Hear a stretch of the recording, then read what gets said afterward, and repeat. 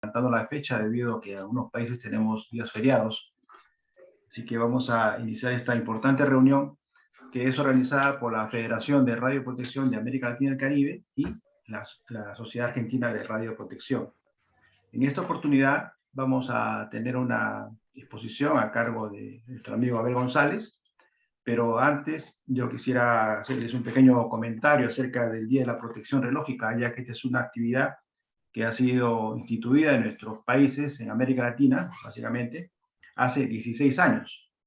Y esto surge como un interés de todos nosotros por celebrar por conmemorar el Día de la Protección, pero celebrando la actividad que realizamos los que trabajamos en protección radiológica desde hace muchos años. Como ustedes saben, esto ha sido creado por la Federación de Radioprotección de América Latina y el Caribe, cuya creación de la federación ha sido el año 1993. Básicamente el Día de la Protección Radiológica surge como un intercambio de mensajes que se inician en el año 2002 y 2003, ya que teníamos una lista de protección radiológica entre colegas de la región que estábamos intercambiando información acerca de diversos temas de protección radiológica, y por ahí surgió la idea de que por qué no creamos un día que se conmemore nuestra especialidad, el tema al cual nos dedicamos. Así que decidimos intercambiar mensajes, hubo varias propuestas y no hubo mejor oportunidad para poder tomar un acuerdo que la reunión que tuvimos en el año 2003 durante el sexto Congreso Regional de Seguridad Radiológica y Nuclear que se llevó a cabo en la ciudad de Lima. En esa oportunidad, en América Latina, habían 6 sociedades de protección radiológica, las de Argentina, México, Brasil, Perú, Colombia y Cuba. Y entre las 6 sociedades estuvimos discutiendo el tema, por qué se debería celebrar el Día de la Protección Radiológica y cuál debería ser ese día. Y tuvimos una importante intervención de José Julio Rosenthal, quien explicó por qué debería ser el 15 de abril, conmemorando el día que Dan Benington recibió el premio CIBER durante el Congreso Internacional del IRPA. Él explicó muy en detalle por la importancia de que sea en el nombre de Dan Benington el Día de la Protección Radiológica. Así que esta propuesta que surgió en este Congreso de Lima, del año 2003, se llevó luego al Congreso al séptimo Congreso que se llevó a cabo en Acapulco, en México, donde ahí finalmente se aprobó. Pero yo quiero rescatar tal vez algunos jóvenes en el tema no conocen perfectamente quién fue Dan Benington o han escuchado hablar, pero justamente estuve viendo de que en una de las revistas de la Sociedad Argentina de Radioprotección, la número 22 de septiembre del año 2003, un mes después de que falleció Dan Benington, en la editorial se describe de manera muy sintética, básicamente, lo que significó Dan Benington. Recuerden que él fue el primer latinoamericano que recibió el premio CIBER, que es el premio más importante a nivel internacional, y que además durante toda su trayectoria ha tenido diversas participaciones a nivel científico, técnico y de amplio espectro, y ha destacado en todo lugar donde ha estado. Así que por eso incluso en la parte final dice, no existe país en el mundo con algún grado de desarrollo nuclear en el cual la personalidad de Dan Benington no sea reconocida. Por supuesto que la editorial es más amplia, esa revista es una revista muy importante, muy interesante, donde pueden ver en detalle toda la historia y todo el condensado de la historia de Dan Benington. Y por esa razón, Dan Benington fue propuesto para el premio CIBER y el 15 de abril de 1996 recibe esta máxima distinción en el tema de protección radiológica. Él dio una conferencia, este fue el congreso que se realizó en Viena, del 14 al 19 de abril, y justamente el día 15 recibe el premio CIBER. Por esa razón, las sociedades de protección radiológica de ese momento decidieron que ya debería establecerse el día de la protección radiológica del 15 de abril. Y esa fue la decisión que se tomó. En esa oportunidad éramos pocas sociedades y los acuerdos normalmente los colocamos en un libro de actas, pero esos acuerdos eran a su vez tomados en reuniones como esta, que tomamos una hoja de papel y ahí colocábamos en los acuerdos y firmábamos todos que estábamos conformes con lo que se decidía en esas reuniones que teníamos durante los congresos. Y esta fue justamente el documento original donde se acuerda y después se transcribe al libro de actas, se acuerda que sea el Día de la Protección el día 15 de abril. Ustedes saben de que allá las sociedades han ido creciendo en América Latina. Actualmente tenemos 17 sociedades, todas con un grado de actividad, por supuesto siempre haciendo diversas actividades, reuniones, actividades con las cuales participamos todos. Y incluso cuando nos hemos reunido la última vez, ha sido el 2 de marzo, han participado casi todas las sociedades, ¿no? Por primera vez que tenemos una reunión grande, una asamblea general, donde participan 15 de las 17 sociedades que pertenecen a la Federación de Radioprotección de América Latina y el Caribe. Bueno, antes de que deje este tema, quiero comentarles de que uno de las actividades más importantes que realizamos a nivel internacional son los congresos regionales. Estos congresos ahora se van a realizar cada 4 años. El anterior fue en La Habana, el año 2008, y el próximo va a ser este año en Santiago. Como ustedes bien saben, tenemos la información en las redes sociales, en las páginas específicas de las sociedades, etcétera. Y ustedes pueden ver ahí en detalle todos los temas que se están tocando, los resúmenes, etcétera. Y tenemos tiempo hasta el fin de este mes para poder llevar a cabo el envío de resúmenes. Así que, bueno, dicho esto, yo quisiera retomar la oportunidad que tenemos ahora de contar con nuestro amigo Abel González, quien después de los últimos 2 años lo que hemos hecho es aprovechar esta virtualidad para poder reunirnos y conversar diversos temas sobre protección radiológica, pero esta es una oportunidad diferente porque además vamos a tener una conferencia que hemos tenido la ocasión de que todos puedan participar. Tenemos las 17 sociedades que están presentes en esta reunión, como también están presentes los directivos de la Federación de Radioprotección de América Latina, que está presidida por Simone Kurolovic, está también Marina Di Giorgio, que es la vicepresidenta, está Miguel Olaya, que es concejal, y también Carolina Viloria, que también es miembro del Consejo Directivo de la Federación. Así que voy a retomar el nombre de Abel, porque él es el que nos va a hablar en esta oportunidad acerca de los desafíos inesperados para la protección radiológica, los sucesos globales que presentan nuevos retos para nuestra profesión. Así que ustedes pueden hacer sus preguntas mediante el chat. Al final de la conferencia vamos a tratar por lo menos Abel, de responder las inquietudes que ustedes tengan sobre este tema. Así que dejo en el uso de la palabra a nuestro amigo Abel para que nos dé esta brillante exposición. Adelante, Abel, por favor. Bueno, muchas gracias, Eduardo. Para mí es realmente un gran honor estar con todos ustedes, con toda Latinoamérica, en este día tan especial. Y realmente yo por lo menos me siento muy orgulloso de toda la contribución de Latinoamérica, pero particularmente en este día, porque vuelvo a repetir algo que digo siempre, muchos de ustedes lo saben, pero muchos no, así que creo que lo tenemos que repetir. La protección contra las radiaciones nació en Latinoamérica, no nos olvidemos de eso. La primera regulación sobre protección contra las radiaciones la aprobó el gobierno de Uruguay. Hoy estuve en una reunión donde me preguntaron curiosamente por qué, y realmente no conozco los detalles, pero creo que fue un profesional uruguayo que volvió del laboratorio de Madame Curie horrificado de la situación de allí. Saben que Madame Curie era muy buena científica, pero como proteccionista era bastante mala, y tanto ella como todos todos los laboratoristas, prácticamente sin excepción, murieron de una manera bastante mala, porque estaban todos contaminados con radio. Es decir, que nació en Latinoamérica, tenemos que estar muy orgullosos, y no es sorprendente que sea Latinoamérica la única que tiene una sociedad como nosotros, etc. Así que realmente es de un gran orgullo. Y quiero agradecerle particularmente a Eduardo y Marina también por el esfuerzo que han hecho, pero Eduardo siempre nos junta, y creo que es algo que creo que todos tenemos que estar muy agradecidos. Bueno, yo le voy a hablar estoy en Viena, llegué hace un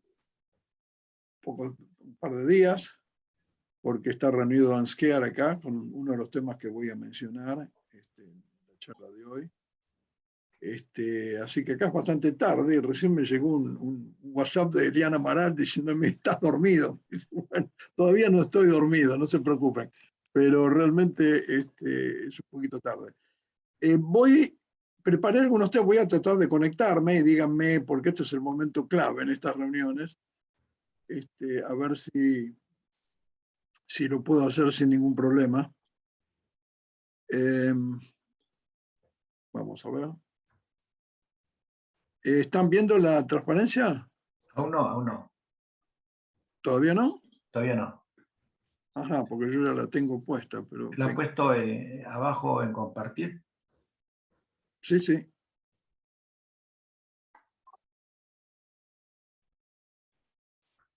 No. Voy a tratar de compartir nuevamente. A ver.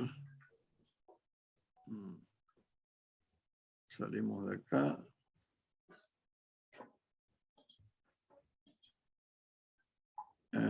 ¿Todavía no comparte? Apareció, pero luego se fue. A ver. ¿Comparte ahí? No. Sí, ya está. ¿No aparece? Sí, ahora sí. Sí. Bueno, ok. Vamos. ¿Ahí lo ven entero? El número, no, todavía no. Está ¿Se ve? todas las diapositivas. Todavía no está la primera. Ahora sí, ahora sí. Ajá. Ahora estamos. Bueno, me dice que mi conexión es inestable. Esto es un problema, ¿no? Espero que no haya problemas. Bueno, ha habido varios sucesos globales en estos últimos tiempos que generan una serie de desafíos que realmente muchos de ellos no esperábamos. Y me pareció importante hablar de estos desafíos. ¿Ven la segunda diapositiva ahora? Sí. Sí, sí. Bueno, uno de ellos son conjeturas sobre lo que está pasando en Ucrania. Yo hablé sobre esto en una reunión que hubo organizada en Buenos Aires por Laboratorio Cero, pero me pareció, y muchos de ustedes la escucharon, creo, pero muchos no. Me pareció que era imprudente no decir algo sobre este tema, por lo menos en esta reunión. Otro tema que pasó que nadie esperaba es esta decisión de Japón de descargar grandes cantidades de agua al Océano Pacífico, conteniendo material radioactivo, lo que ha causado un gran problema técnico y político en el mundo.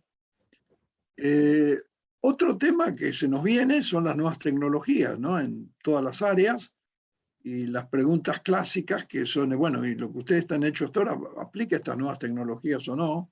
Creo que tenemos que hablar de ello. Saben que la atribución de efectos y la conexión inmediata, que es la imputabilidad legal de efectos, es un tema que viene muy caliente de hace bastante tiempo, que no está resuelto y que ha explotado nuevamente en Fukushima, donde hay cualquier cantidad de problemas legales. El tema de magnitudes y unidades no es nuevo, pero lo quise poner porque está discutiéndolo Ansquear en este preciso momento. Y finalmente voy a hablar de un tema que nunca hablamos, que son de las radiaciones no ionizantes. Me voy a copiar de muchas cosas que me enseñó Rodolfo Tusset en esto. Y hay otros temas, seguramente, que no tengo tiempo de tocar, al final voy a mencionar algunos. Pero vamos, este es el programa que tengo. Vamos a empezar con las conjeturas sobre Ucrania. La situación actual nos obliga a conjeturar situaciones que son factibles y comenzar a discutir su influencia en el futuro de nuestra profesión. Yo creo que lo de Ucrania, cuando termine, nos va a demandar muchas preguntas. Las conjeturas son varias. Una, la que aparece en toda la prensa a cada momento, es un accidente de una central nuclear, que nos pondría de nuevo en el mismo problema que tuvimos anteriormente. Nadie habla de accidentes en otras instalaciones nucleares o radioactivas, aunque ya ha habido problemas. Nadie habla del descontrol de fuentes de radiación que debe haber en este momento en Ucrania. Nadie habla del uso de munición de uranio. Se habló de detonación de bombas nucleares, cosas que creemos que no ocurren, y nadie habla de una cosa que nos va a tocar a todos, que creo que es el quebrantamiento del sistema de no proliferación que ha pasado ahora. Así que vamos a ir rápidamente por estos temas. La conjetura del accidente es la que apareció en toda la prensa, ustedes lo saben muy bien. Ucrania es un país muy nuclear, tiene muchas plantas nucleares, 15 en total, ahí las tiene embarcadas en el territorio. Son todas plantas rusas, no necesariamente modernas, algunas de ellas. Y donde hubo, lo vieron en la prensa, un ataque, es en la central nuclear de Zaporizhia, que es la más grande de Europa, es una maravilla, yo diría, una central de 6.000 megavatios eléctricos, es decir, que son casi 20.000 térmicos, es una central realmente muy, muy, muy poderosa, con seis reactores. Bueno, allí hubo un ataque que creó un incendio en un centro de entrenamiento muy cercano a la planta, es decir, dentro de la planta misma. Ahí se ve el plano de la planta, las 6 unidades, donde ven el punto rojo donde se tiró el golpe, se hizo el balazo. De ahí la flecha amarilla mira de donde tomaron esa foto que les mostré antes. Quiero decirles que yo no creo que digamos, los rusos tengan intención de hacer un daño a esta central, porque los primeros que se embromarían serían ellos, ¿no es cierto? La contaminación ocurriría en Rusia y además la industria nuclear rusa terminaría con un accidente acá. Pero cuando uno está en una guerra, en fin, cualquiera puede apretar un botón, y además un tema que obviamente nos preocupa es que es muy difícil operar una central de manera segura cuando los operadores están pensando en la familia que está afuera, y cuando digo la familia no solo la esposa y los hijos que están ahí cerca, sino quizás la madre que está en un pueblito, y es muy difícil que esos operadores estén operando las plantas seguramente. ¿Qué se puede conjeturar? Bueno, tenemos que repasar la historia y recordar lo que pasó en Chernóbil, y eso sí que se puede conjeturar. Es decir, en Chernóbil hubo una salida al ambiente de 10 a la 19 becquerels, es decir, fue la más grande de la historia de la energía nuclear. Y esa salida contaminó realmente territorios de toda Europa, y afortunadamente no fue para otro lado, pero digamos, Europa quedó prácticamente, hubo radioactividad absolutamente en todos lados.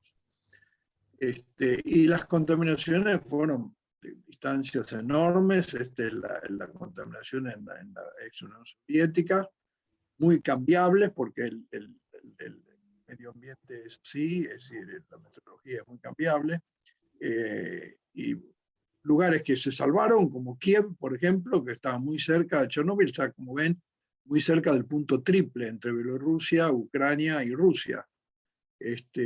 Y Kiev está muy cerca, pero en Kiev no hubo precipitación, en cambio en esta parte de Bielorrusia, cerca de la ciudad de Gomel, hubo mucha precipitación.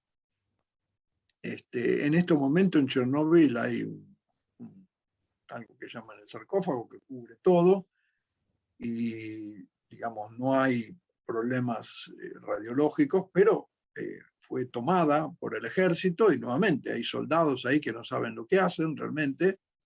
En este momento el ejército ruso se retiró, así que ha sido tomado de nuevo por el ejército ucraniano. Obviamente no es conveniente esto de militares que van y vienen en esta situación, y sobre todo nos debemos recordar que alrededor de Chernóbil está lo que se llama la zona de exclusión, que es bastante grande. Ahí tienen Chernóbil, la ciudad de Pripyat,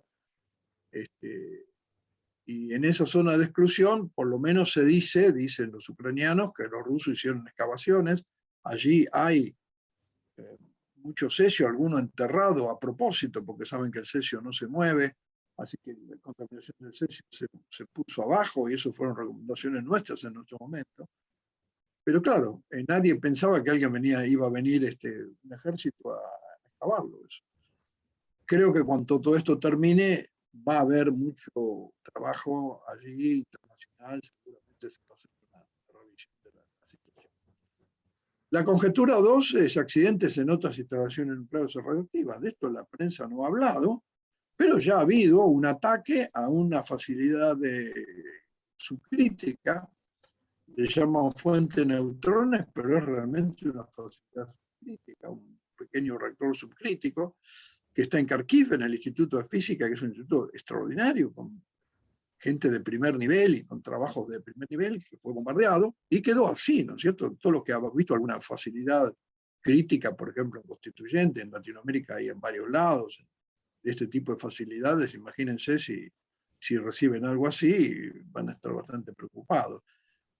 Pero además, Ucrania es un país muy nuclear, es decir, que hay otros laboratorios, y de nuevo creo que tenemos que repasar la historia. En la ex Unión Soviética hubo accidentes muy serios en los laboratorios radioquímicos. El más serio fue el de Tomsk. Yo les sugiero que vean este librito que está en la página de la agencia, que reporta del accidente en Tomsk.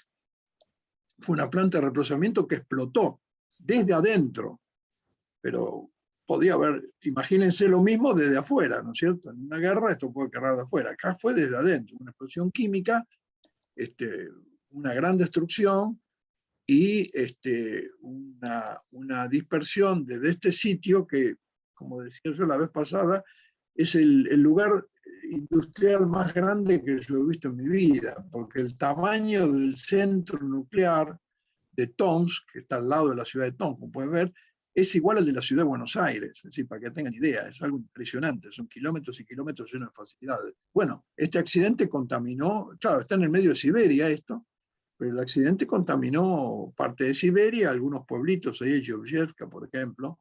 Esto ocurrió, es decir, que están estos laboratorios en el territorio de la ex Unión Soviética y en Ucrania hay varios. Y después otro caso famoso es el de los laboratorios de Mayak, cerca de la ciudad de Chelyabinsk. Esto es ya del lado de Asia, pasando los Urales, pese a que Chelyabinsk es una ciudad muy europea, ahí la ven, tiene una ópera preciosa realmente.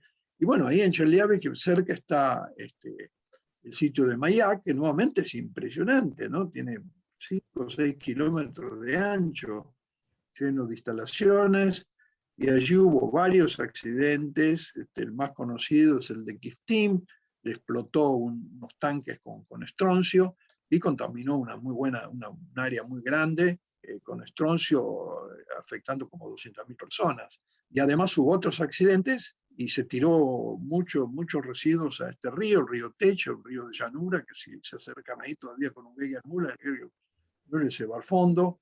Esto ha pasado en la Unión Soviética, si no lo podemos negar. Y este río alimentó muchos pueblitos, centenares de miles de personas que se irradiaron muchos, se están estudiando todavía en este momento. La conjetura 3 es el descontrol regulatorio de fuentes de radiación. Es decir, yo no me explico cómo nadie habla de eso. En Ucrania, como se pueden imaginar, hay muchas fuentes de radiación médicas e industriales, centenares de fuentes de radiación médicas e industriales. Y las fuentes de radioterapia, como ustedes saben, son muy fáciles de destruir. Ha habido experiencia en esto cuando se atacó Kabul, en la primera vez que sacaron los talibanes de ahí, se la dieron a un hospital y a la fuente que estaban ahí adentro.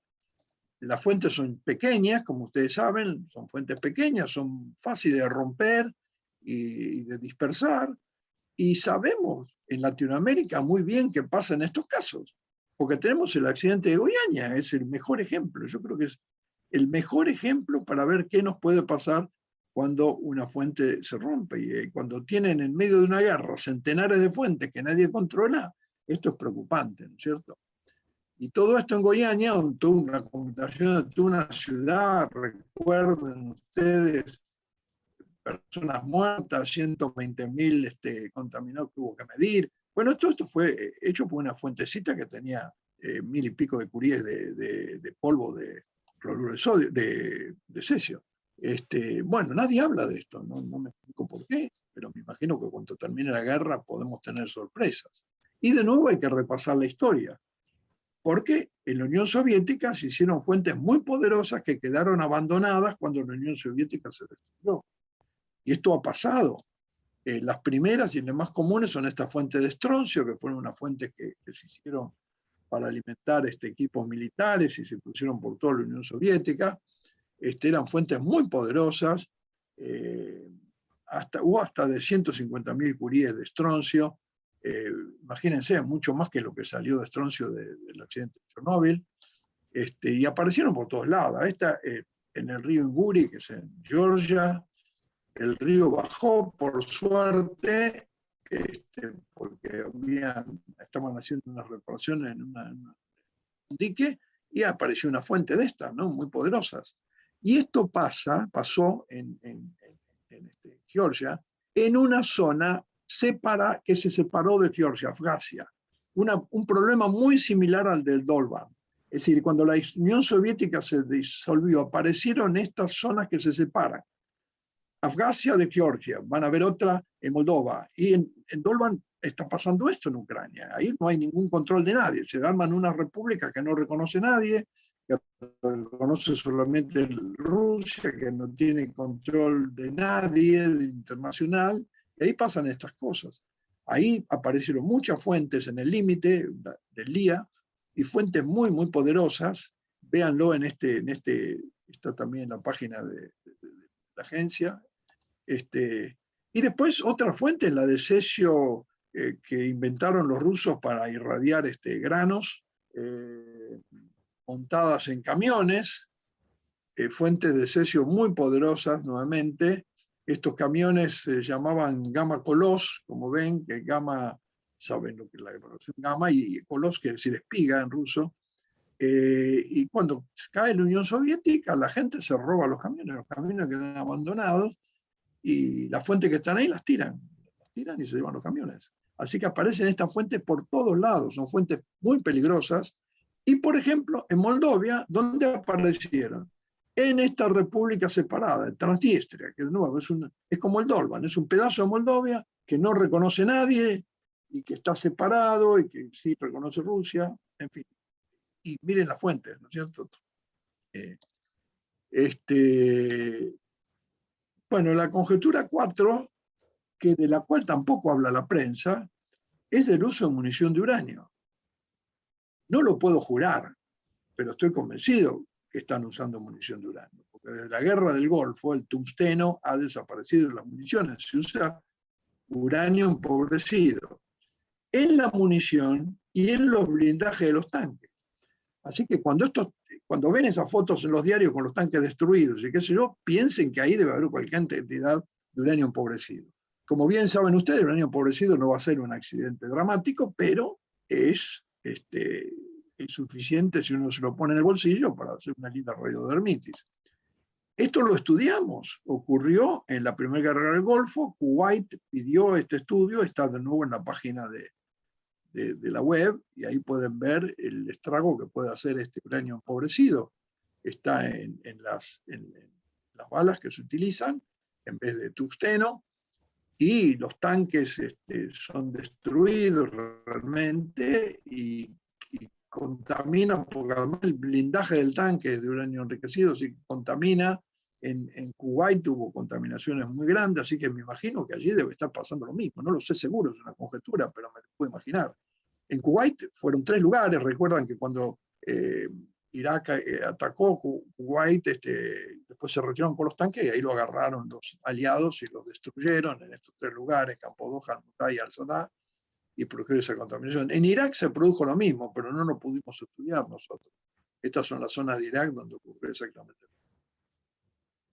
La conjetura 5 es esto que todos esperamos que no ocurra, pero ha habido amenazas, y ahora se habla de este ataque famoso que va a ocurrir dentro de pocos días, ahí en la zona de Donbass. Espero que obviamente no se hayan vuelto tan locos la gente como para detonar bombas nucleares. Pero si ocurre, bueno, recordemos que hay mucha experiencia. Hay 500 y pico que se detonaron en el aire y más de 1.500 subterráneas, que nos ha dejado mucha experiencia. Y la primera experiencia, que lo que tiraron al ambiente es espantoso.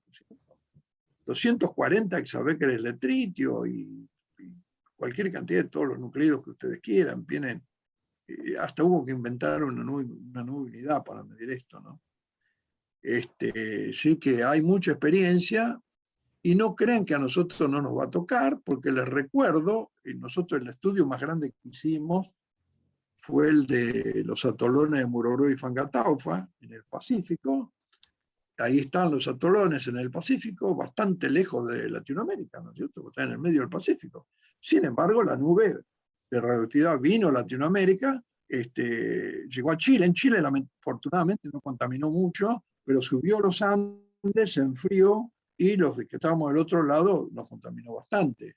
En esa época medimos en Ezeiza, en el 74 fue esto, y bueno, hubo de yodo del orden de 30, 40 becquerel por litro. Les recuerdo que en Fukushima hubo del orden de 100, poco más de 100, así que fue de alguna manera casi comparable a Fukushima, así que ahí hubo una contaminación importante. La detonación produce contaminaciones obviamente muy importantes. Y las bombas atómicas además se pierden. La gente se olvida de esto, pero se han caído, los aviones se han caído con bombas atómicas, que por suerte no explotaron, porque tienen sistemas de seguridad. La más conocida, que en la cual nosotros intervenimos, pero yo creo que hubo muchas más, es el bombardero B-52 que se cayó en Palomares, España. Palomares está ahí cerca de Garrucha, ahí en Andalucía. Bueno, una bomba se les cayó al mar, el avión cayó en la tierra, se destruyó todo y contaminó con el material de la bomba, con plutonio, todo el terreno. Hubo que mandar, los americanos mandaron soldados para limpiar todo. Y todo el material está en estos tanques, se los llevan a Estados Unidos, pero es decir, esto pasó, no es sueño, ¿no es cierto? Y que una bomba se cayó en el mar, la recuperaron por suerte, la recuperaron, pero una bomba cayó en el mar. Y hubo otro en la base aérea de Thule, afortunadamente Groenlandia, esto está muy al norte, así que no afectó a nadie, pero nuevamente un avión que se cayó con la bomba, contaminó toda la zona de ahí de Thule. Es decir, estas cosas, que no se les ocurra la locura esta. Y finalmente, la última conjetura en Ucrania que quiero destacar es el quebrantamiento del sistema internacional de no proliferación. Esto sería dramático que ocurra, porque esto sí que nos va a dar mucho trabajo si realmente ocurre y comienzan a explotar bombas por todos lados. ¿Y por qué creo que esto puede ocurrir? Porque les recuerdo que Ucrania tenía más bombas que Francia, Inglaterra y China juntas.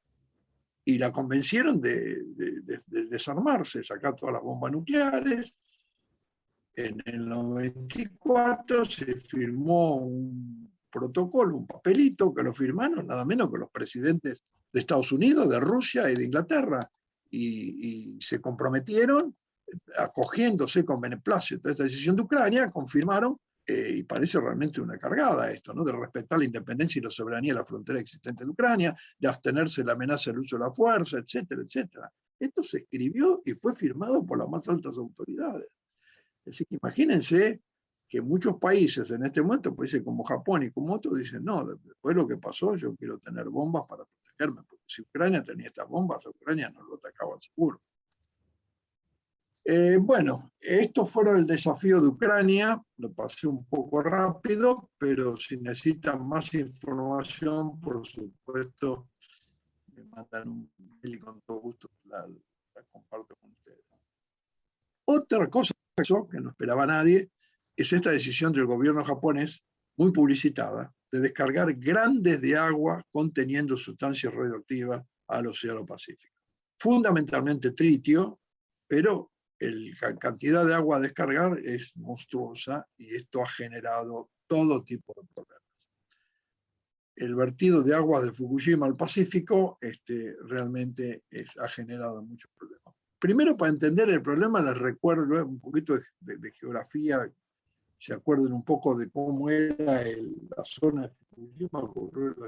Ahí están los reactores, los 4 reactores, donde hubo el accidente. Y hay una cosa importante que pocos realmente aprecian. Fíjense ahí donde están los reactores, esta figura de arriba. Ustedes ven que alrededor de los reactores hay una gran elevación. Bueno, lo que la gente no sabe es que los japoneses excavaron el lugar para poner estos reactores. Una locura. Excavaron el lugar y pusieron los reactores a nivel del mar. Obviamente vino el tsunami, se imagina lo que hizo. excavaron. Y esto genera un segundo problema. Aquí creo que aquí lo van a ver un poquito mejor. Fíjense, hay una excavación de alrededor de 35 metros, más o menos la misma tipo de altura que tenemos nosotros en la central de Atucha frente al nivel del río. Nosotros no excavamos. Ellos excavaron para ahorrarse la energía que uno necesita para llevar agua arriba a refrigerar el reactor. Pero eso se puede recuperar, como hicimos nosotros en Atucha, con una turbina hidroeléctrica, no toda, pero se recupera mucha energía. Bueno, los japoneses excavaron, pusieron todo ahí abajo. Imagínense que los diésel estaban ahí abajo, así que imagínense cuando llegó el tsunami que tenía 30 metros de alto. El tsunami llegó casi hasta esa altura. Bueno, ¿qué pasa ahora? Con esa excavación, todo el agua está arriba, todo el agua de napas, etc. El agua de napas está muy alta, porque viene de la altura hacia abajo. Entonces entra en lo que quedó del reactor y se contamina. Además el agua de lluvia que se filtra, pero sobre todo la gran gota, el agua de napa, entra allí y se contamina, y eso continúa yendo. Los japoneses han hecho de todo para pararlo. Pusieron barreras, etcétera, pero es imposible pararle esa agua. Y esa agua se contamina en ese lugar. ¿Y qué han hecho con el agua contaminada? La han guardado en tanques. Y la están descontaminando con un sistema muy sofisticado para descontaminar el agua, pero que hay una cosa que no puede descontaminar, que es el tritio, porque el tritio aparece como agua tritiada, y separar agua tritiada de agua común es no imposible, pero muy difícil, muy difícil. Bueno, la cantidad de agua ya acumulada es monstruosa. Es 1.300.000 metros cúbicos de agua.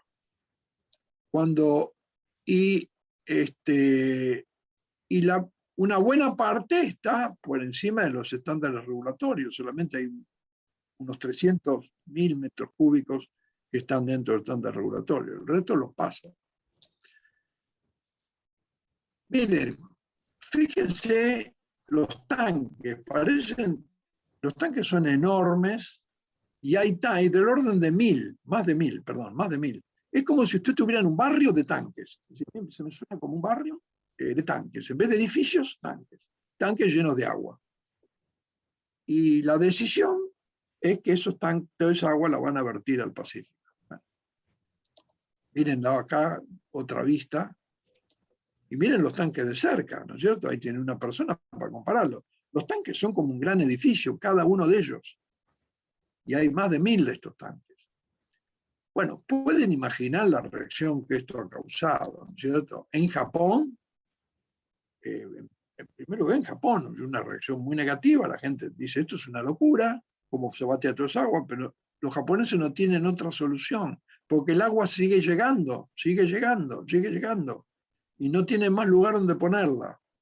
Y sobre todo en los países limítrofes. En Corea, esto ha sido una explosión. Hay problemas muy viejos allí que no tienen nada que ver con la técnica. Ustedes saben los problemas que han generado de la guerra. El tema de lo que se llama las comfort woman, en Corea esto es un tema muy serio, y los coreanos y los chinos han hecho realmente un lío brutal. En el último acuerdo de gobernadores fue el tema tratado. Bueno, frente a esto, lo que hizo Japón fue pedir a la OIEA, y tiene derecho a hacerlo bajo el estatuto, a que la OIEA verifique que esto se hace cumpliendo con las normas de la OIEA.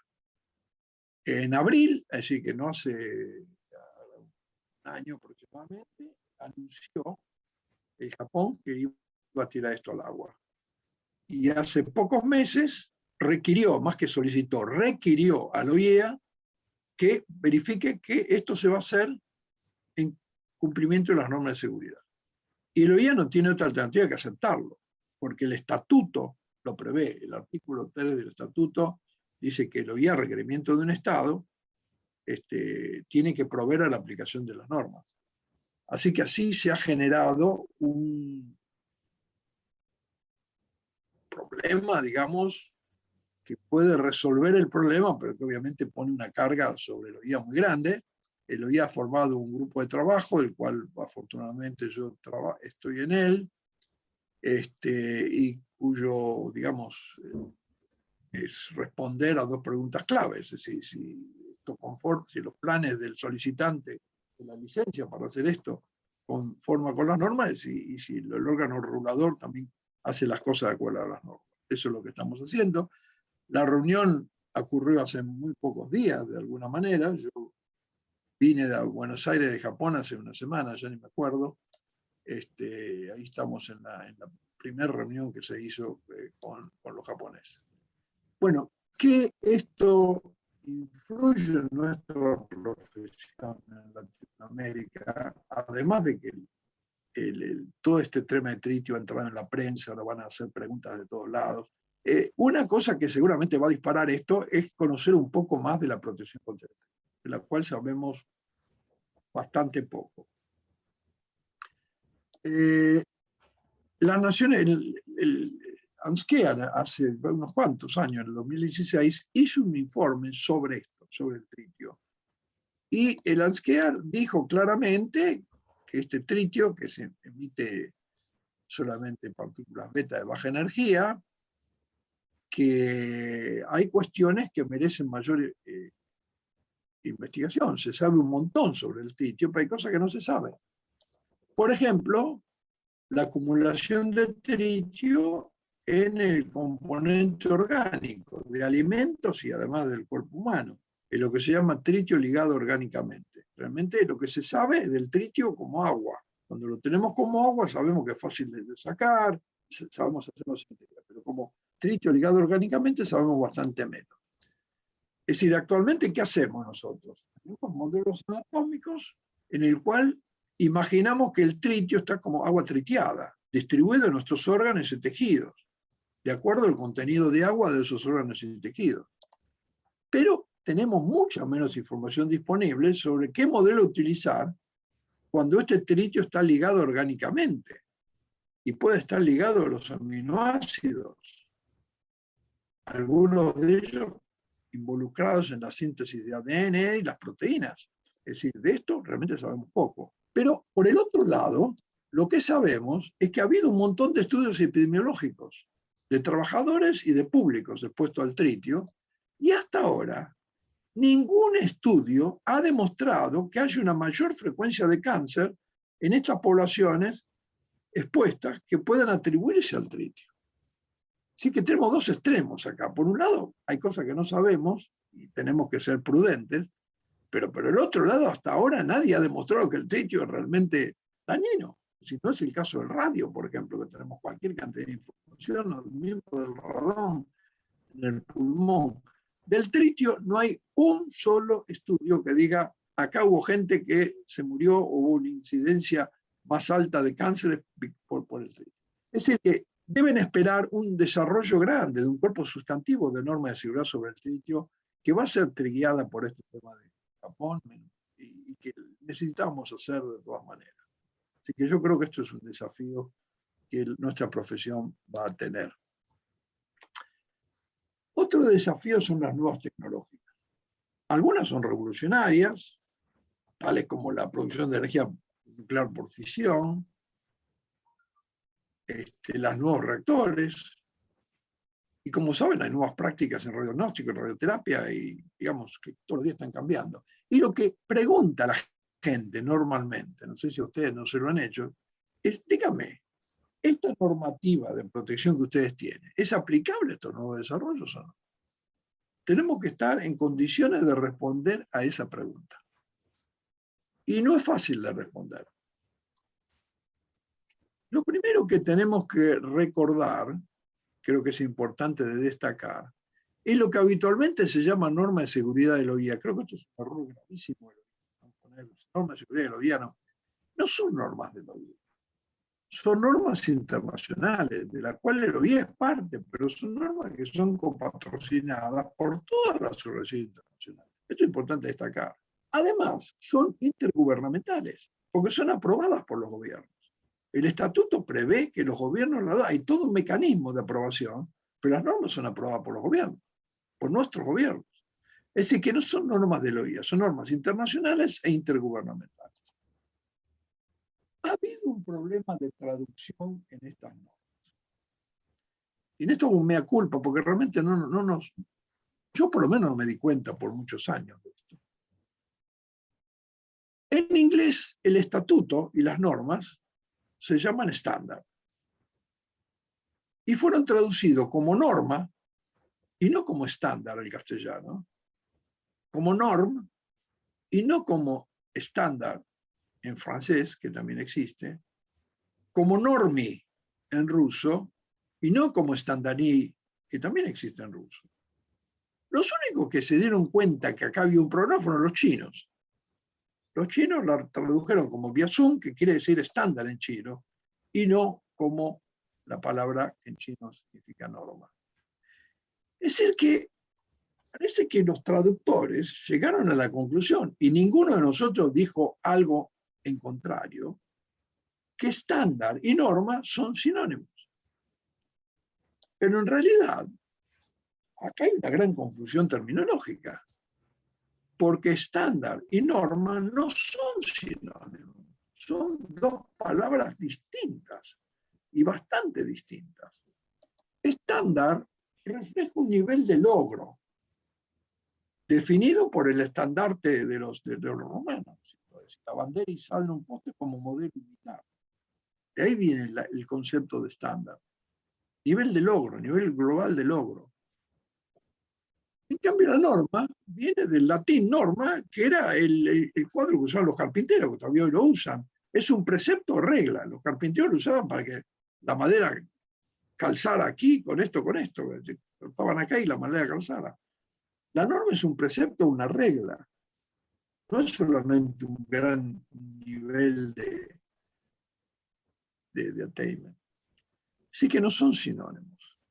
Entonces, creo que el problema del cual creo que no nos hemos percatado y que les quiero adelantar que pienso discutir en la conferencia esta legal que viene ahora en una semana, en una gran conferencia de una semana y pico, es que las normas de seguridad internacionales e intergubernamentales establecidas bajo la auspicio de la OIA incluyen tanto estándares como normas.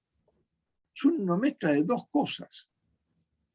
Y están muy mezcladas, algunas en el mismo documento. Hay algunos que son claramente estándares, por ejemplo los fundamentals, los principios fundamentales. Hay otras que están más del lado de las normas, como la de transporte, que dicen específicamente cómo uno controla la temperatura, etc. Y la mayoría tienen de las dos cosas. Y va a haber que hacer una disección entre ellas. Los niveles de logro en protección deberían ser aceptables para cualquier situación de exposición a la radiación. Por lo tanto, lo que son estándares, puros estándares, son aplicables a cualquier actividad que implique exposición a la radiación.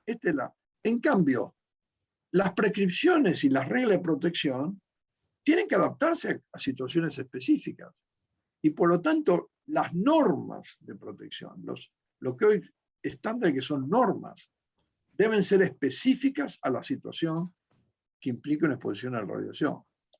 Es decir, que la pregunta, esta famosa, que nos viene, es un desafío del futuro de ahora, porque vieron que hay cualquier cantidad de cambios.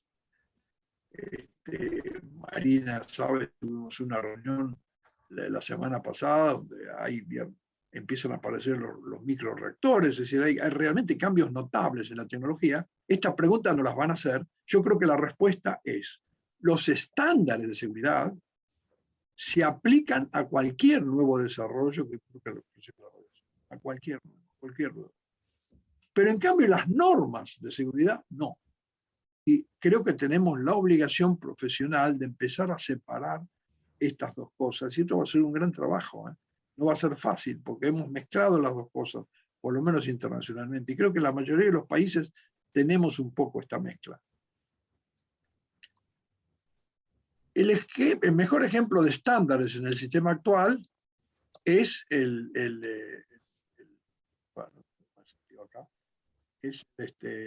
no sale, fundamentals, los principios fundamentales de la OIA que están copatrocinado por todas las organizaciones internacionales. Esos son estándares, son principios generales. ¿Cuál es nuestro desafío, entonces? Es separar estándares y normas del corpus de documentos actuales. Ese es el primer desafío. Y después desarrollar normas para los nuevos instrumentos. Como ven, es un desafío muy pesado, pero mejor que lo empecemos a pensar, porque esta pregunta nos las van a hacer, nos lo van a hacer los decision makers, nos van a hacer esta pregunta.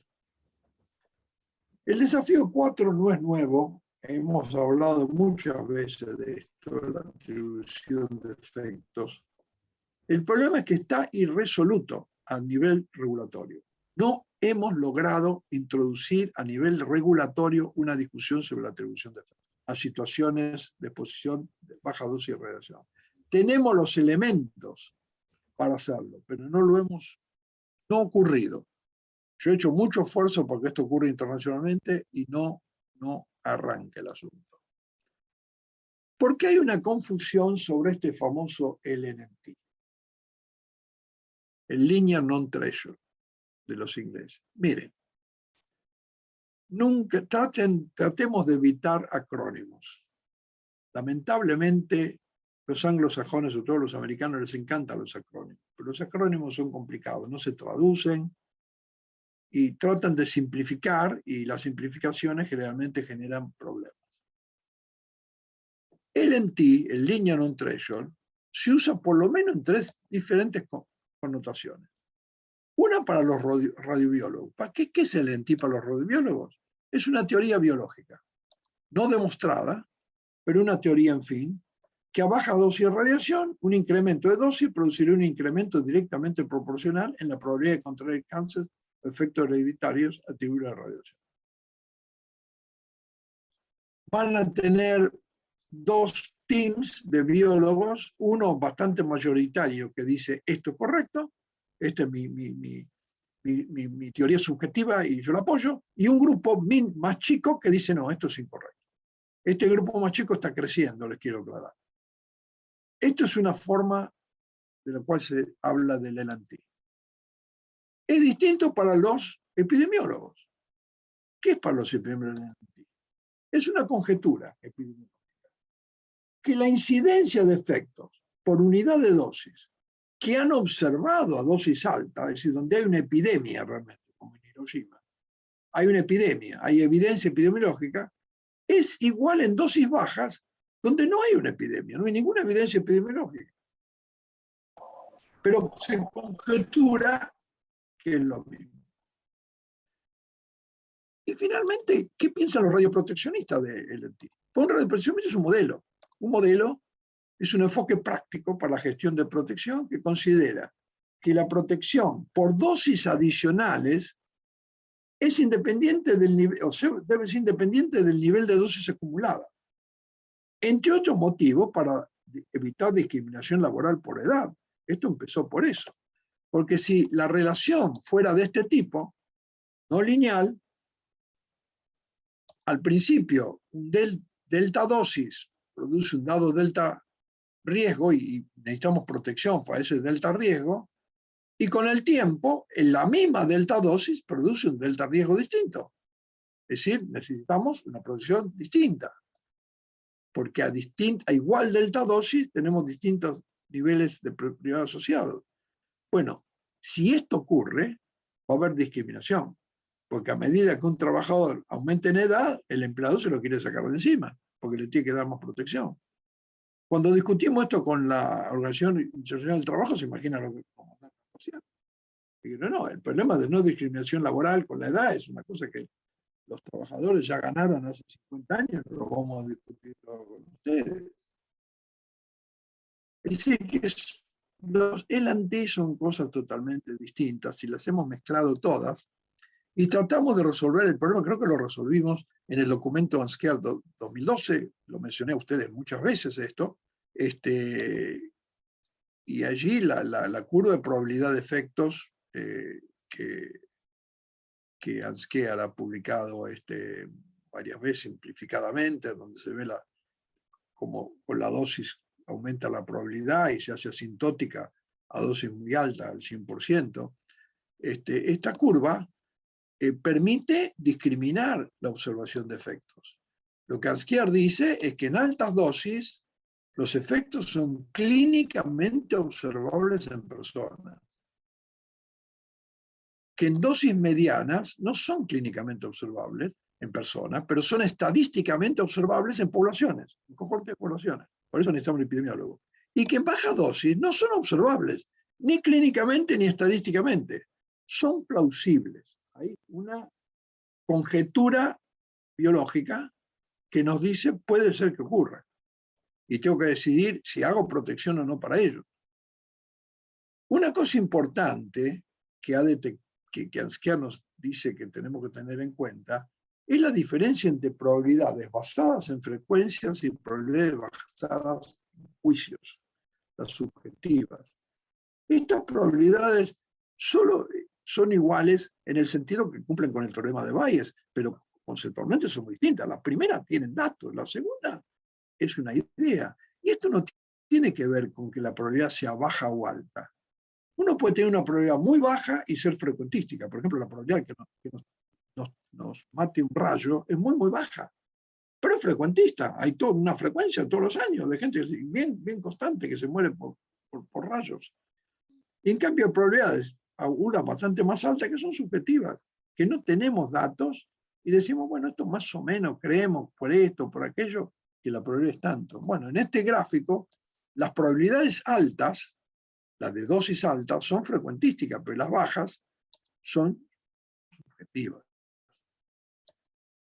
Y esto nos permite en este gráfico separar hechos de conjeturas. Es decir, si ponemos una línea por acá bastante amplia, porque vamos a tener discusiones sobre qué dosis se comienza, arriba de esta línea hay evidencias verificables. Y debajo de esta línea lo que tenemos son conjeturas. Bueno, ¿esto es importante para una norma? Yo creo que sí. Pero la normativa que tenemos en todos nuestros países no hace esta diferencia. Toma por igual la evidencia verificable que la conjetura para la protección. Quizás esté bien, no sé, pero no se ha discutido eso. Porque hay una gran diferencia entre lo que está arriba, que se puede atribuir, y lo que está abajo, que solo se puede inferir como riesgo. Vuelvo a repetir, ninguna norma hace esta distinción, y este creo que es un desafío para nuestro futuro. Porque es muy distinto tener diagnóstico individual, como podemos tener acá arriba, tener estimación estadística, pero de cosas que sí pasan, o tener una extrapolación totalmente subjetiva. Y esto nos lleva al desafío 5, que es el realmente más complicado en este momento, que es la imputabilidad legal de efectos a la salud en situaciones de bajas dosis. Ha sido agravada por recientes demandas en las cortes japonesas en este sentido, demandas muy grandes, ¿no? Que generan muchos problemas en Japón, pero que nos puede pasar en cualquier momento a nosotros, mejor estemos preparados para estas imputaciones legales. Porque, claro, de acuerdo al gráfico que vimos, hay una gran diferencia entre atribuir individual, colectiva o inferir. Arriba podemos atribuir individualmente, acá podemos atribuir colectivamente y acá podemos solo inferir. De manera que la atestación, es decir, lo que un experto puede decirle a un juez, varía mucho. Acá arriba la atestación puede ser patológica. Un patólogo puede firmar un documento diciendo, sí, esta persona en particular ha tenido un efecto. Aquí la atestación es colectiva y la puede hacer un epidemiólogo, diciendo, este grupo de población tiene daño porque ha aumentado la incidencia en él, por ejemplo, Hiroshima. Y aquí abajo hay un juicio de expertos, pero nadie puede firmar ningún papel. Pueden decir, mira, yo creo que me parece con los conocimientos que tenemos, pero nada más que de ello. Lo que ocurre, creo que tenemos que decir bien claro, que el 5% por ciber que nos informan los epidemiólogos de Hiroshima en altas dosis, nos ha llevado al 0.005% por milisievert. Y esto es matemáticamente igual. Dividimos por 1000 en cada lado y nos dan. Son dos ecuaciones matemáticas iguales, matemáticamente iguales. Pero esto es un hecho objetivo y esto es una conjetura subjetiva. Es decir, que esto es matemáticamente igual, pero epistemológicamente muy distinto. Y con esto llegamos a la imputabilidad. ¿Cómo se imputa? ¿Cómo un juez puede medir esto? Acá arriba, si la dosis es alta, puede haber una imputación individual. Este es el caso clásico, legal clásico en todos nuestros países, en toda nuestra legislación iberoamericana, es toda muy parecida, es toda napoleónica. Aquí, bueno, pues hay una imputación de grupo. Esto es muy poco común en Estados Unidos, bastante común. La class action que ellos le llaman, pero en Latinoamérica es muy poco común la imputación de grupo. Y abajo, yo no tengo la menor idea. Nuestra legislación no está hecha para esto. Y acá abajo es donde van a ocurrir los casos. Que la gente, la dosis que recibe es baja, pero puede tener un cáncer, saben que el 25% de la población tiene un cáncer, y va a un juez y imputa al operador o a la autoridad regulatoria. Sí, que este es un problema que creo que tenemos que resolver porque es una espada de Damocles para todos nosotros. En Japón, ha habido un documento de la OIEA, recién publicado, un libro que está en el web de la OIEA, sobre derecho. Sáquenlo, es gratis, se baja de la web de la OIEA, está puesto hace pocas semanas, y yo escribí un capítulo ahí sobre imputación legal, ahí pueden ver esto con un poco más de detalle. Y además les recomiendo este libro. Hizo un muy buen japonés, Yamashita, con Jeffrey Thomas, que es una de las mejores inglesas, sobre los efectos a largo plazo de Chernobyl y Fukushima. Y ahí hicimos un capítulo sobre el problema de atribuir cánceres pediátricos de tiroides. ¿Qué es el problema en Japón en este momento? Chicos que ahora son grandes, tienen cáncer de tiroides, lo acusan al accidente y van a cortes, y las cortes, hay un lío en Japón con esto que no se lo imaginan, hasta los primeros ministros. Bueno, pasamos al desafío 6, del cual hablamos muchas veces, de magnitudes y unidades. Tenemos problemas con las magnitudes y unidades, ustedes lo saben bien, la gente le pregunta. En Fukushima fue un grave problema y mejor que lo resolvamos porque nos puede pasar a nosotros. Hubo muchos problemas de comunicación. La diferencia entre las magnitudes no la comprende bien, no el público, gente educada. La diferencia entre dosis absorbida, dosis equivalente de dosis, dosis efectiva, es un lío realmente. Y uno se pregunta si es necesario todo este lío. Además hay distinción de magnitudes físicas, magnitudes de protección, magnitudes operacionales. En esta reunión de ANSCIER, una cosa que se planteó es si las magnitudes de protección son magnitudes, porque cambian con el tiempo. Se reúnen 10 personas y cambian los weighting factor y cambia la magnitud. Las operacionales han cambiado hace pocas semanas. ¿Qué clase de magnitud que cambia? Es como si nosotros cambiáramos la longitud todos los días. Imaginen el lío que habría en las ciudades con los títulos de propiedad. Además, las unidades, usamos la misma unidad para diferentes magnitudes. El ciber lo usamos para dosis equivalente, para dosis efectiva, para equivalente de dosis para mi campo de radiación. Y además, no está claro por qué necesitamos todo este lío para proteger a la gente contra la radiación. Esa es la pregunta que nos están haciendo todo el mundo. Es decir, que en Fukushima se concluyó que tenemos nosotros, se dijo claramente esto, el deber ético de aprender esta lección y de resolver este problema. Antes que ocurra otro accidente mayor, deben resolverse las confusiones sobre el sistema internacional de magnitudes y unidades. Y esto está costando muchísimo. Creo que tenemos el orgullo que los que empezamos a sacudir el cocotero con esto fuimos los latinoamericanos. En el congreso que se hizo hace unos años, el primer congreso brasileño de metrología de radiación ionizante. Fue la primera vez que se discutió este tema. Acá hay un problema. tratemos de resolverlo. Hicimos esto está en la web, lo pueden bajar, es un libro muy bueno que hizo Brasil. Y ahí hicimos un capítulo con Carlos Eduardo y con Franco, diciendo que había que hacer cambios. En ese libro está, pueden verlo. Y algunos cambios se hicieron. Este año hubo nuevas recomendaciones del ICRP, muy pocas, son bienvenidas porque son una mejora, pero hay que hacer otro cambio, no es suficiente.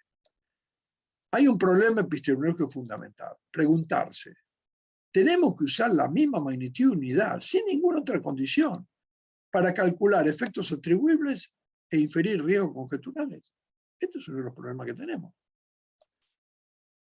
Recuerden que lo que hacemos, tenemos una dosis absorbida que la ponderamos con factores que varían. Recuerden, cuando variamos el factor de los protones un montón, cambiamos toda la dosimetría de los aeronautas, por ejemplo, para dar dosis equivalentes. La dosis absorbida es real, es una magnitud física real que se mantiene, etc. La dosis equivalente es una noción que hemos construido. Y después esta dosis equivalente la ponderamos de nuevo por los factores de ponderación de tejidos.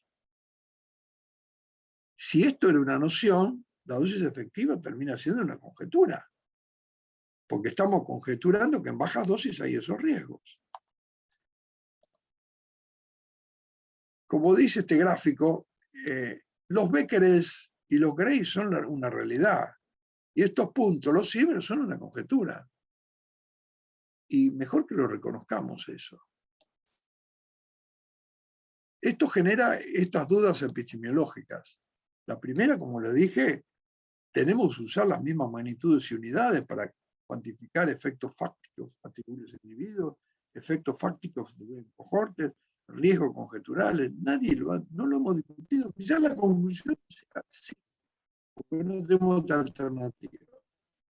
Por ejemplo, en Anskear, hasta estos días estamos discutiendo eso. Y Anskear, claro, se lava las manos un poco, porque dice, nosotros no somos un comité de protección. ¿Por qué no lo discuten esto entre ustedes, entre los proteccionistas? ¿Por qué no lo discuten en IRPA, en las sociedades?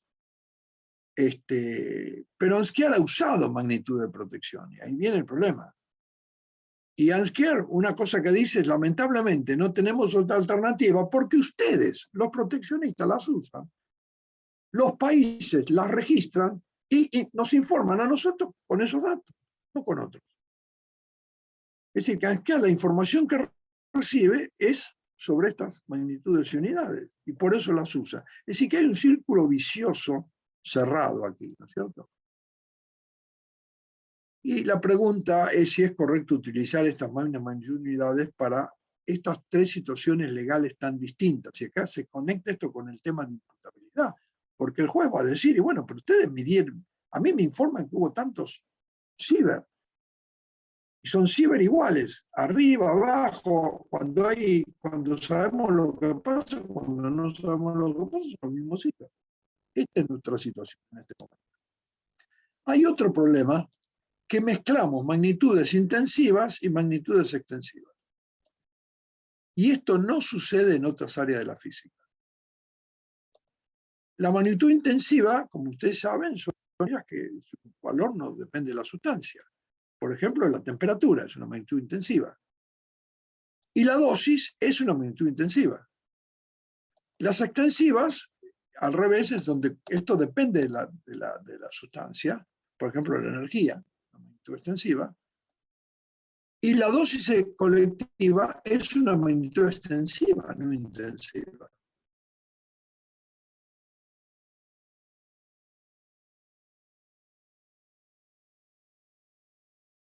Para dosis individuales como para colectivas, cuando una es intensiva y la otra es extensiva. Es una buena pregunta. Y es una buena pregunta porque esto ha causado problemas, ustedes lo saben bien. El uso de la magnitud dosis colectiva, saben que sumamos a toda la gente la dosis que recibe, aún la más chiquitita, pero el problema es que después sacamos la tasa de dosis colectiva y esa tasa de dosis colectiva la integramos en el tiempo.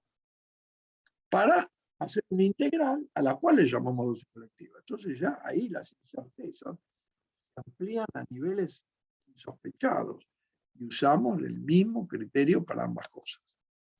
Bueno, en el Congreso de Seúl, en enero del año pasado, pusimos otro paper, que lo pueden ver en la web, sobre este problema, y creo que es un problema para el futuro que tenemos que encarar. Creo que en Latinoamérica podemos hacer mucho, porque este programa lo hemos discutido ya en Latinoamérica, así que vía el foro, vía alguna medida en Latinoamérica podemos hacer mucho. Y mi último desafío no tiene nada que ver con la profesión como la estamos llevando, que es la radiación. Y acá voy a tocar de oído realmente, porque realmente se ha ocupado mucho, con gran energía de esto, es Rodolfo Tusset. No sé si está escuchándolo, pero Rodolfo es el que realmente, el que hay que sacarle el sombrero por la fuerza que está haciendo por este tema. Hay una creciente preocupación sobre este tema. Y sobre todo porque ha aparecido problemas de sinergias. Así que la excusa que teníamos hasta ahora, que solíamos decir, no, este no es problema mío, yo me ocupo de las ionizantes. Bueno, si hay sinergia entre las no ionizantes y las ionizantes, empiezan los problemas. Y además, ya no. ¿A ustedes no les pasa que cuando empiezan a hablar de radiaciones, alguien le dice, escúchame, con los teléfonos, ¿qué pasa? Y uno le dice, no, esto no es mío. Y bueno, qué sé yo, es medio curioso. Sobre todo porque nuestras sociedades son miembros del IRPA. Y en el IRPA se ocupa de las dos sociedades, de las dos radiaciones. Es decir, que de todo este espectro de radiaciones que conocemos bastante bien, nosotros hasta ahora nos ocupamos de este pedacito, de la ionizante. De acá, de esto no se ocupa nadie, como vamos a ver, prácticamente nadie. Y hasta ahora daba la sensación, bueno, escúchame, no nos ocupa, porque no hay problema, no hay ionización, no hay problema. Pero resulta que todos los días se publican papers demostrando que sí hay problemas. Y hay problemas muy parecidos a las ionizantes. Los mecanismos son distintos, pero el problema final es bastante parecido. Nosotros sabemos que hemos construido entre todos nosotros un régimen internacional e intergubernamental para la protección contra las radiaciones de las cuales nos ocupamos, que es muy sólido, muy sólido. Nos ocupamos de la ciencia, nos ocupamos del modelo, de paradigma para proteger a la gente, y además tenemos un régimen normativo global o de estándares global. Y tenemos instituciones que se ocupan de eso. Tenemos ANSCEA, que se ocupa de la ciencia, el ICRP del paradigma y un régimen global que bajo el OIEA. Y este régimen global, este régimen normativo global, tiene muchas cosas. Tiene convenciones vinculantes que están por encima de las leyes nacionales. Tiene estos estándares internacionales, los cuales hemos hablado. Y tiene además provisiones para aplicación de los estándares. Es decir, es muy sofisticado. La normativa internacional la conocen bien, tiene fundamentos, tiene requerimientos, tiene guías, hay del orden de 200 y pico documentos internacionales, es decir, muy sofisticado. Y hay provisiones para aplicación de esto. Hay asistencia técnica, hay promoción de intercambio de información, hay promoción de educación y entrenamiento, hay coordinación de investigación, hay provisión de servicios de verificación, como estamos haciendo en Japón. Yo les pregunto, ¿qué existe de esto para las no ionizantes? No existe nada, ni siquiera remotamente parecido para las radiaciones ionizantes. ¿Y a usted les parece razonable esto? Es decir, si alguien les pregunta esto, ¿cómo lo contesta? Yo creo que un poco de culpa tenemos de no decirlo abiertamente. Ojo, que nosotros hemos armado un sistema muy sofisticado, pero este sistema no cura la no ionizante. Ocúpense, gobierno, no sé quién, alguien que se ocupe. Con Rodolfo presentamos un trabajo en IRPA justamente sobre esto, marcando estas diferentes aproximaciones. Y Bueno, yo creo que esto está dentro del IRPA, ¿no es cierto? Del IRPA. Así que las sociedades constitutivas del IRPA, de las cuales todos somos parte en Latinoamérica, tenemos derecho de hacer algunas preguntas básicas a nosotros mismos, a la comunidad. ¿Cuál es la ciencia consensuada internacional sobre los efectos de la reacción mundial? Hay paper todos los días, uno que dice que hay efecto, otro que no hay efecto. No hay ningún mecanismo para consensuar cuáles son los efectos. Ninguno. No existe un unscare para no ionizantes. La WHO, lamentablemente, no ha hecho prácticamente nada y además no tienen mecanismo para hacerlo. ¿Cuál es la ética del paradigma de protección? Es decir, no hay ni siquiera un paradigma de protección. Hay recomendaciones de una institución que quiere imitar al ICRP, que lamentablemente no lo ha hecho, que en ese trabajo que les mencioné criticamos su ética, pero la destruyen en pedazos, con mirarla simplemente. ¿Cuál es el régimen intergubernamental de normas? No hay ninguna norma internacional. No hay ningún régimen, no hay ninguna organización que se ocupe de esto inclusive. Esta es la situación. Mientras estamos poniendo antena por todos lados, que el G5, que el qué sé yo, qué sé cuánto, ¿no es cierto? Acá yo estoy hablando con ustedes, tengo una antena acá al lado de mi espalda del G5, porque los cables, acá el último cable acá en Austria, creo que lo ha puesto el emperador Franciose, y las empresas te dicen, no, mira, no uses más cable porque esto es del siglo pasado, ahora te ponemos un emisor en tu espalda y bueno, vos te comunicás. ¿Y cuáles son las disposiciones para la aplicación global de hecho? No hay ninguna. No hay ninguna disposición para la aplicación global. No hay los cursos que tenemos nosotros, no hay research internacional como tenemos nosotros, cosas como lo que estamos haciendo en Japón, verificación no existe. Traten de hacer lo mismo, por ejemplo, verificar si la antena que tengo acá en la espalda mía me está irradiando o no, no existe. Yo creo que parece esencial para la IRPA y decir para nosotros, para las sociedades nacionales de protección y para la plétora de profesionales de protección, todo lo que estamos, buscar respuestas inequívocas a estas preguntas, porque estas preguntas nos las van a hacer y mejor que tengamos alguna respuesta. Yo creo que el tiempo del cumplimiento para la no ionizante ha llegado, hay demasiada actividad, demasiados intereses, mucho dinero en las compañías telefónicas en particular, y creo que ha llegado el momento de tomar el toro por las astas. Mi epílogo, y termino, es que este fue simplemente un repaso general de algunos desafíos futuros, pero tenemos más. No tenía tiempo de cubrirlo, pero lo quiero mencionar por lo menos. El control de radioactividad en bienes de consumo no lo hemos resuelto. Tenemos un lío en el mundo que ni le cuento. Solamente para el agua hay tres normas distintas, como ustedes saben. Una que le llaman para agua bebible, que realmente es agua de la canilla, porque hay otra norma para el agua que está en botellas, pero si es mineral no aplica. Hay otra norma para el mineral. En la norma del agua mineral, ustedes en una botella de agua mineral pueden tener todos los curíes que quieran, que no hay ninguna restricción. Es un lío realmente. Alimentos, no está ni siquiera definido qué es un alimento. Porque para nosotros los chinchulines es un alimento fabuloso, pero para los alemanes los chinchulines lo usan solamente para hacer guitarras.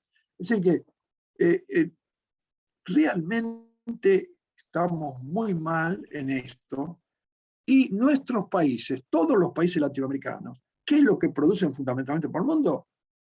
Viene de consumo. Así que nos interesa que haya un acuerdo internacional sobre esto.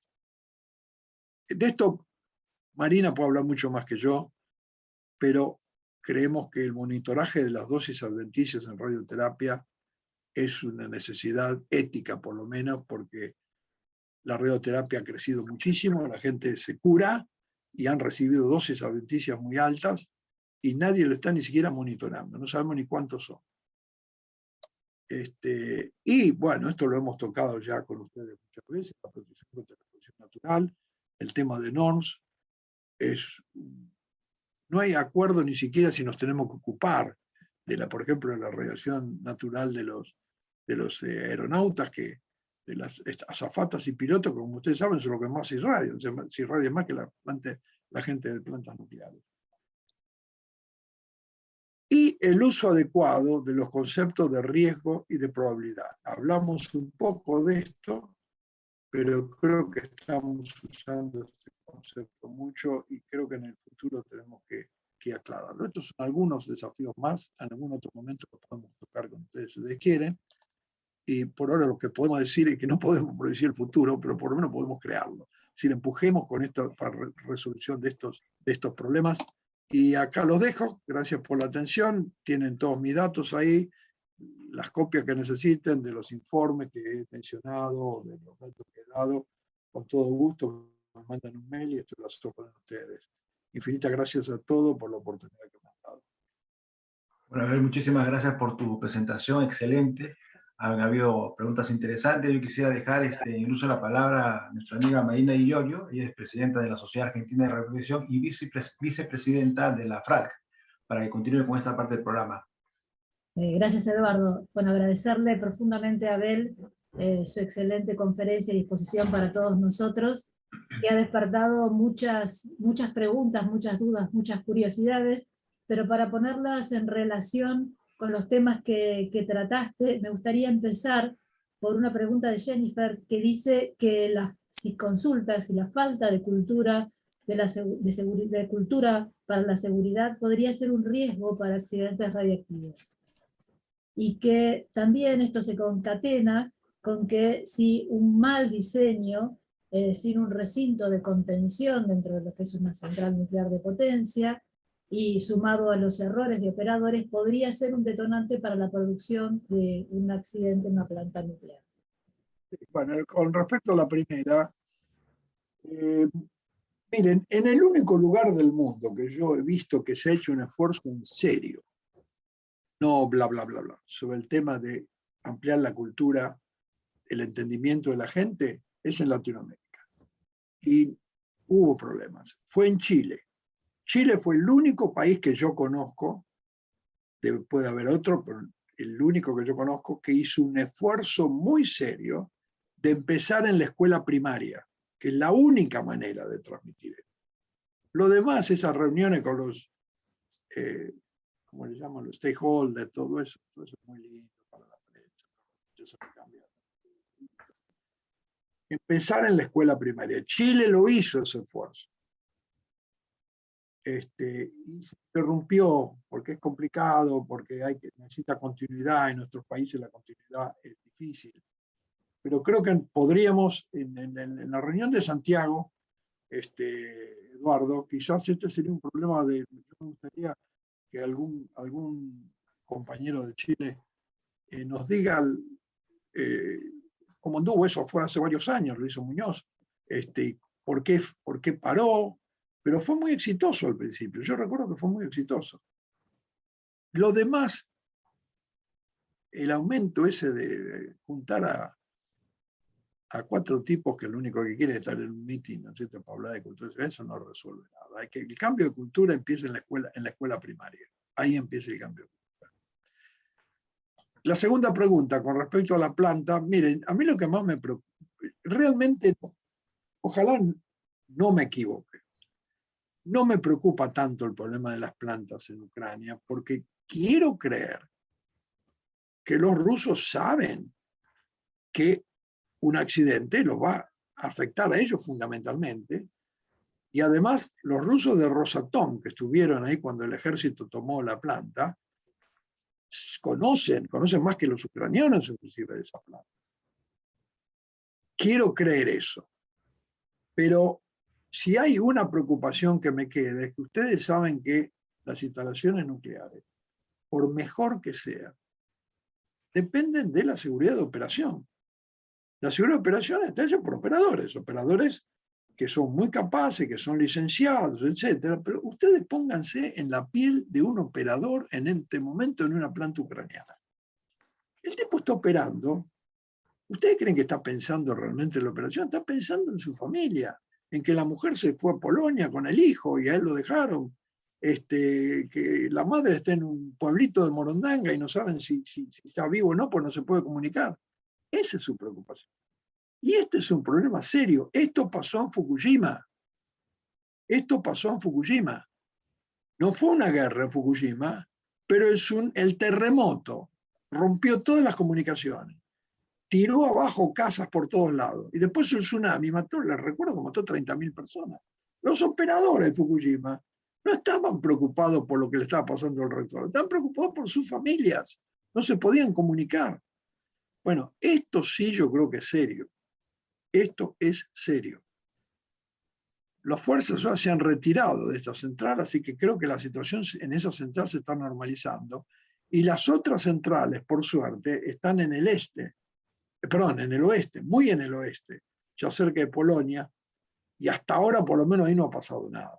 Es decir, que seamos positivos, pero que puede ocurrir, sí, claro que puede ocurrir. Cuando ustedes tienen soldados que no entienden nada de nada y alrededor, que por ahí están con una botellita de vodka de más, y bueno, cualquier cosa puede pasar. Gracias, Abel. Hay otra pregunta interesante de Silvia Velázquez, nuestra amiga Silvia de Brasil, de cómo comunicar los riesgos de las radiaciones ionizantes para el público y también para las comunicaciones periodísticas, ¿no? Cómo hacer esta comunicación de los riesgos radiactivos para hacer una comunicación eficaz. Mirá, el primer problema allí empieza por la mismísima palabra riesgo. La Agencia de la Energía Nuclear pidió hacer un trabajo sobre esto, que los pongo a su disposición. Te lo mando, Eduardo, para que vos lo distribuyas si querés. Hay un problema con la palabra riesgo. Miren, yo anoté 3 detonaciones distintas de la palabra riesgo formales en nuestras normas. Es decir, que cuando en nuestras normas hablamos de riesgo, podemos querer decir 3 cosas totalmente distintas, que están formalmente definidas. Una es una probabilidad, la segunda es una esperanza matemática, es decir, probabilidad multiplicada por consecuencia, puede ser cualquier número, el primero es menor que 1. Y el tercero es una sumatoria de factores. Nada que ver entre ellos. Es decir, que cuando en una norma nuestra aparece esa palabra, ni siquiera sabemos lo que queremos decir, depende de quién la puso. Pero además, me tomé el trabajo de buscar cuáles son las connotaciones de la palabra riesgo en mi tía María, en los miembros del público. Yo encontré 18 distintas. Las puse en ese. 18 totalmente distintas. Entonces tenemos un problema con esa palabra.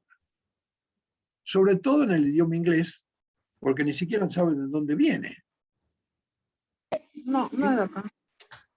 En castellano, por lo menos,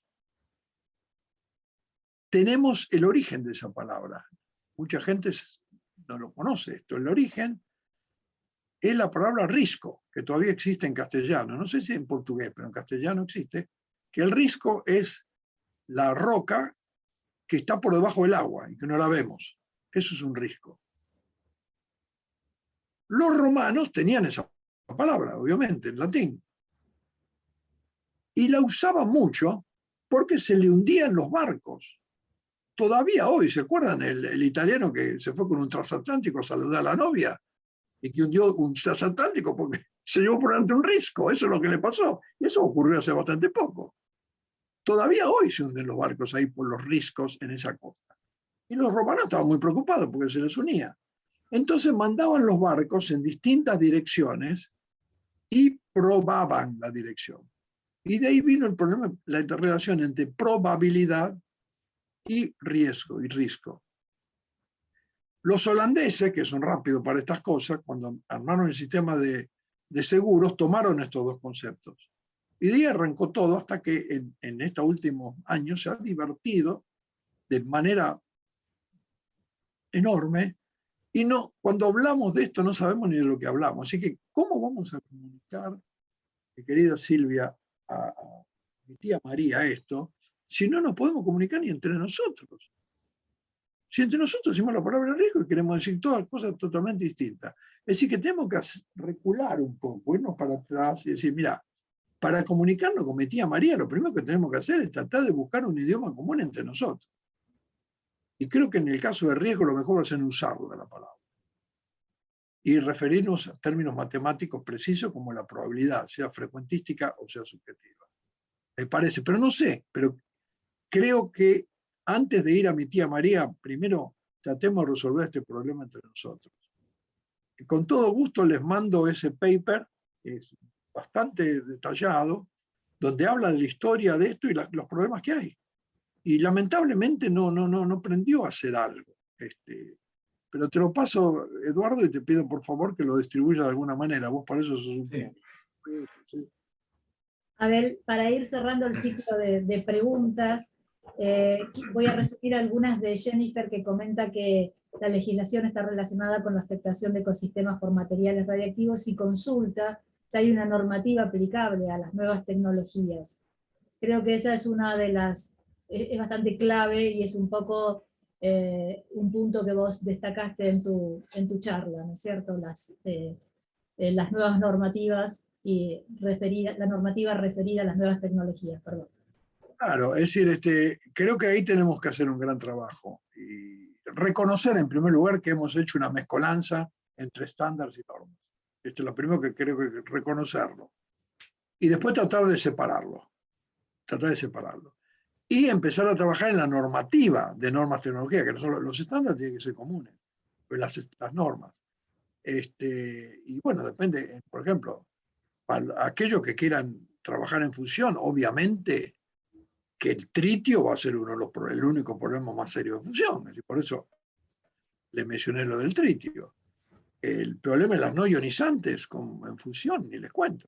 Y los campos de neutrones. Nosotros la protección contra neutrones que hemos hecho es bastante limitada porque los neutrones no son nuestra preocupación, solo algún laboratorio, no hay problema de neutrones. Ahora empiezan a aparecer medicinas, pero no hay problema de neutrones. Bueno, en fusión el problema son hacer los campos de neutrones, de energías variables. Bueno, todo eso va a requerir nueva normativa. La normativa actual no resuelve el problema. Bueno, Abel, agradecerte para poder dar paso ahora a la siguiente parte del programa. Y las cuestiones que queden abiertas en el chat quedamos a disposición para hacer las interconsultas. Abel también ha dejado su mail de contacto para poder evacuar algunas otras consultas que puedan surgir. Marina, te pido que me mandes una copia ya que de lo que sale en el chat y con todo gusto te lo... Perfecto, sí. Continuamos, Marina, con el programa. Eduardo, sí, vamos a invitar ahora a Simone. Simone Kudrolovic es la presidenta de la Federación de Radioprotección de América Latina y el Caribe, quien va a llevar a cabo una parte del programa muy importante, ya que esto es un acuerdo que ha surgido en la última Asamblea General de la Federación, en donde participaron 15 sociedades, las sociedades de Argentina, Brasil, Bolivia, Chile, Colombia, Costa Rica, Cuba, Ecuador, Guatemala, México, Panamá, Paraguay, Perú, República Dominicana y Venezuela. Estas sociedades de protección radiológica, en la asamblea del día 2 de marzo de este año, acordaron instituir el premio Dan Benninson, ¿no? Y que sería otorgado al profesional con destacada labor profesional, académica, técnica en nuestra región. Y el acuerdo ha sido de que este premio será otorgado en el 12º Congreso Regional de Seguridad Radiológica y Nuclear, 10º Congreso Regional IRPA, que se realizará en Santiago de Chile del 23 al 27 de octubre de este año.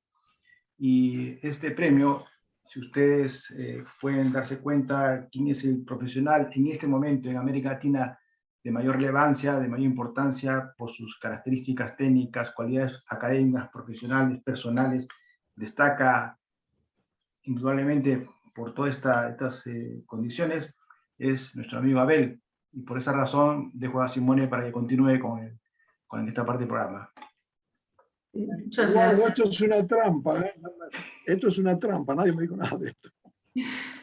Bueno, primero, buenas tardes a todos. Muchas gracias por celebrar con nosotros el Día de la Protección Radiológica y en especial a usted, Abel, por estar con nosotros y nos brindar con su excelente conferencia, como siempre, tan didáctica, tan profunda al mismo tiempo. En nombre de la Junta de FRALC, me complace informar a todas las sociedades que este año se estableció el premio Dan Benson. Como dice Eduardo, este premio fue creado para honrar a los científicos que se destacan por su contribución en educación, formación de profesionales en campo de la seguridad radiológica nuclear, así como por la excelencia y dedicación en su trabajo para mejorar la protección radiológica a nivel mundial. Y como dice también Eduardo, esto pasó en la última asamblea de FRALC. Y para nosotros, nada nos honra más que dedicar este premio, que es otorgado por la primera vez, a usted, Abel, por toda su dedicación y compromiso en la área de protección radiológica. Una persona que ha recibido los más altos honores, pero que sigue la misma persona que está atenta y lista para ayudar siempre y cuando sea necesario. Además de ser un gran científico, es un gran amigo de todos de América Latina. Así,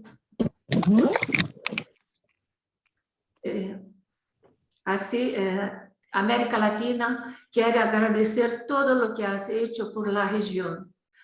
De esta manera, por favor, Abel, acepta este premio como un reconocimiento de los profesionales de la radioprotección en Latinoamérica por su inestimable trabajo.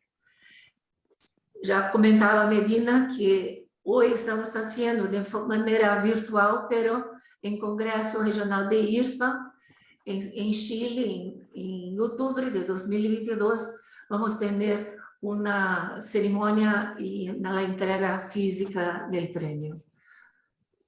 Felicitaciones y muchas gracias por todo. Ay, Simone, ¿sabes cuánto te quiero? Me ha sorprendido. Yo, la verdad, no tengo palabras para decirle. Me emociona mucho. Yo me siento muy, muy bien con todos ustedes. Y gracias, muchas gracias, Simón. Muchas gracias, Eduardo. Muchas gracias a todos. Realmente esto no lo tenía en la agenda realmente y me han dejado sin... Muchas gracias, Simón. Muchas gracias por tus palabras. Muchas gracias por todo. Muchas gracias a todos. Realmente muchas gracias. Bueno, felicitaciones, Abel.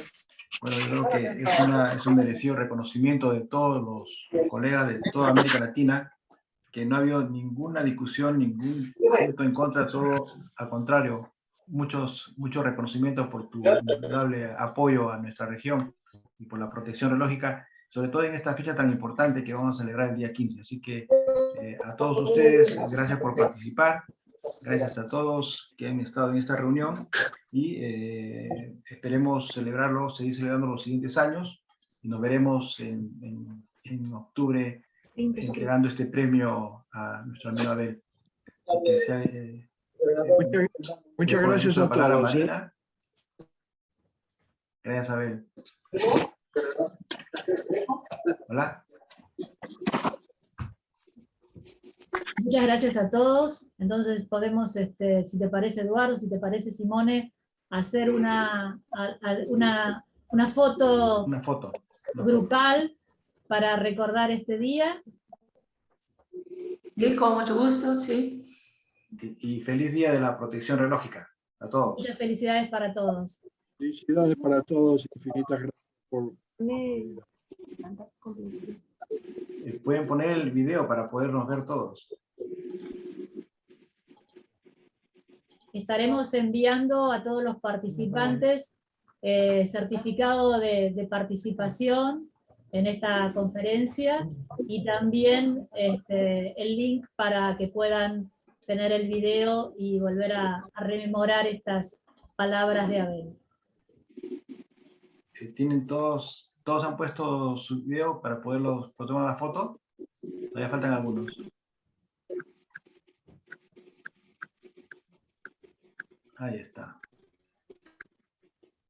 Perfecto. Muchas caras conocidas, muchas personas que conocemos hace muchos años. Saludos a todos ustedes.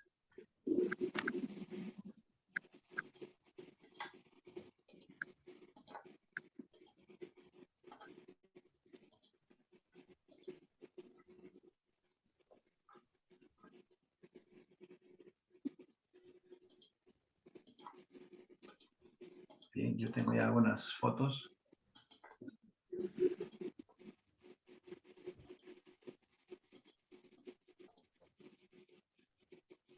Listo. Si tienen todas las fotos, Marina. Creo que ya sí tenemos todas, ¿no es cierto? Ya. Ok. Bueno, gracias Ya nuevamente tenemos. por participar. Nos vemos en Gracias. nuestra próxima reunión. Y saludos por el Día de la Protección Oreja. Felicidades. Que vaya Muchas muy bien. felicidades para todos. Cuídense. Gracias. Adiós. Gracias. Chao, felicidades. Gracias a todos. Muchas gracias. Gracias. Muchas gracias, Abel. Nos vemos. Adiós. Gracias, gracias Eduardo. Gracias a todos. Gracias.